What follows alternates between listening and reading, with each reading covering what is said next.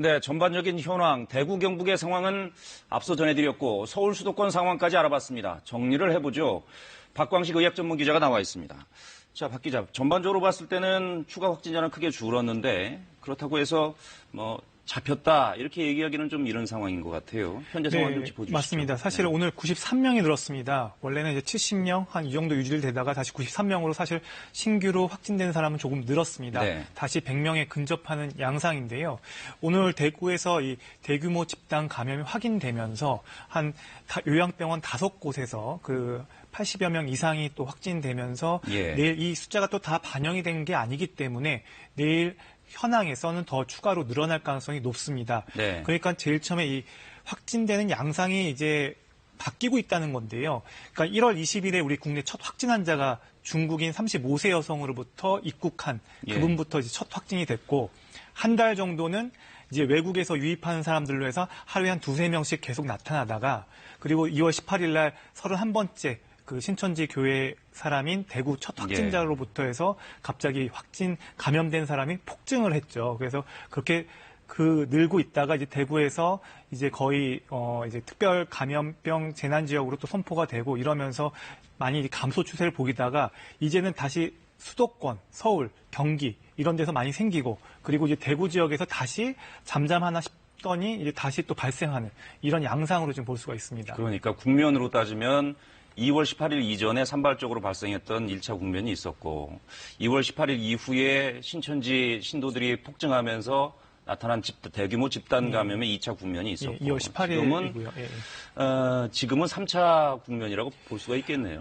아주 조심스러운 상황이고 그 방역 당국도 지금은 안심할 수 있는 단계는 아니다. 왜냐하면 지금 소규모 집단 감염 그리고 은혜강 그 교회에서도 계속 확진자가 발생하고 있고 그 다음에 수도권에서도 계속 다른 여타 소규모로 계속 감염 경로를 모르는 사람들 위주로도 계속 확진자가 나오면서 어떻게 될지는 좀 더 지켜봐야 될 것 같습니다. 네.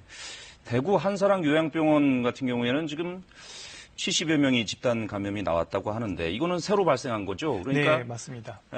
오늘 통계에 오늘 집계에 포함이 됐습니까? 일부는 포함이 됐고요. 어저께 일부는 포함이 됐고 한 50여 명 정도는 오늘 통계에서는 지금 빠져 있는 상황입니다. 아, 그렇군요. 예, 그래서 이 대구 이 한사랑 요양병원 같은 경우에는 사실은 조금 다행스러운 거는 좀 선제적으로 발견했다는 점에서 조금 그 의미를 찾을 수가 있습니다. 그러니까 대구시에서 요양병원 그리고 이 사회복지시설 397곳을 갖다가 먼저 전수조사를 하는 과정 중에 나온 겁니다. 그러니까 이 시설에 종사한 사람이 한 3만 3천여 명 정도인데요. 이 전수조사가 지금 한 30%가 진행이 된 상황이고요.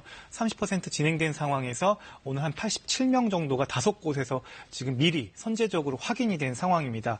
좀 구체적으로 앞서서 리포트는 다 보셨겠지만 대구 한사랑 요양병원에서 74명이 지금 가장 많이 확진됐고요. 그리고 배성병원에서 7명, 그리고 수성 요성병원에서 4명, 그리고 진명 실버홈에서 1명, 그리고 CG 노인병원에서 1명인데 지금 아마 더 추가로 계속 확진자 나올 것으로 지금 예측됩니다. 네. 선제적으로 그렇게 조사를 해서 발견되고 있는 상황이니까 그건 좀 다행입니다만은 사회복지시설이라는 게 요양원이라는 게 사실은 또 노약자들이 많아서 그게 걱정입니다. 예, 맞습니다. 사실은 여기에는 60대 이상 어르신들과 그리고 고혈압, 당뇨 이런 만성질환을 갖고 계신 분들이 상대적으로 많을 것으로 지금 예상이 됩니다. 실제로 지금 국내 치명률, 그러니까 치사율이라고 하죠. 한 8,400명 정도 확진자 중에 지금 벌써 84명이 돌아가셨습니다. 그러니까 치명률로 따지면 벌써 1%입니다. 그러니까 벌써 한 0.7%부터 조금씩 올라가다가 이제 오늘 집계에서 한 1%로 이제 치명률이 올라간 건데요.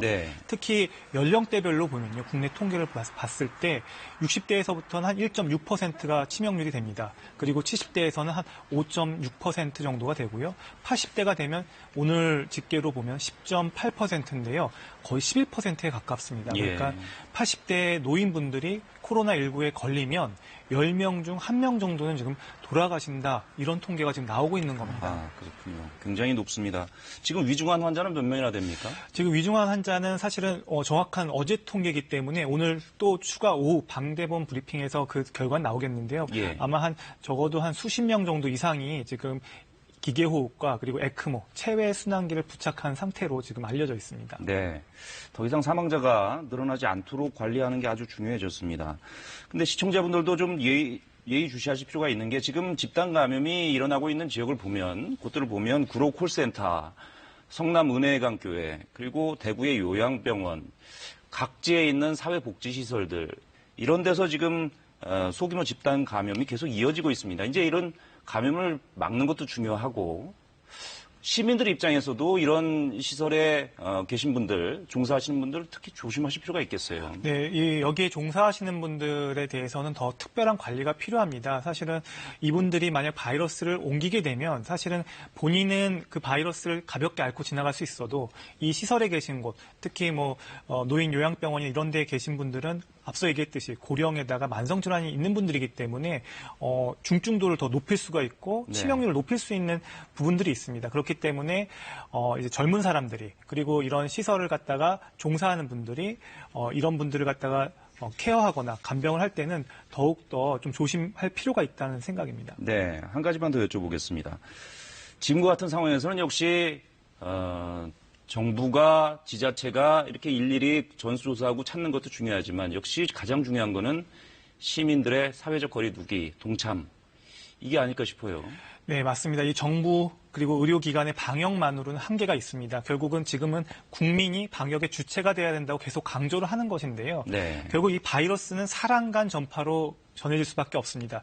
그러니까 사람에게서 사람에게로 넘어가기 때문에 이 바이러스를 막으려면 사회적 거리두기, 잠시 떨어져 있기, 그리고 잠시 멈추기 같은 이런 캠페인에 적극적으로 동참을 해주셔야 됩니다. 예. 특히 노인분들은 60대 이상 노인분들은 좀 사회적 모임을 좀 자제할 필요가 있고요. 식사를 할 때도 좀 혼자서 드시거나 이럴 필요가 있습니다. 그리고 손 씻기 당연히 철저히 하셔야 되고요. 네. 그리고 기침 예절 준수하는 것은 기본입니다. 알겠습니다. 일단 여기까지 듣죠.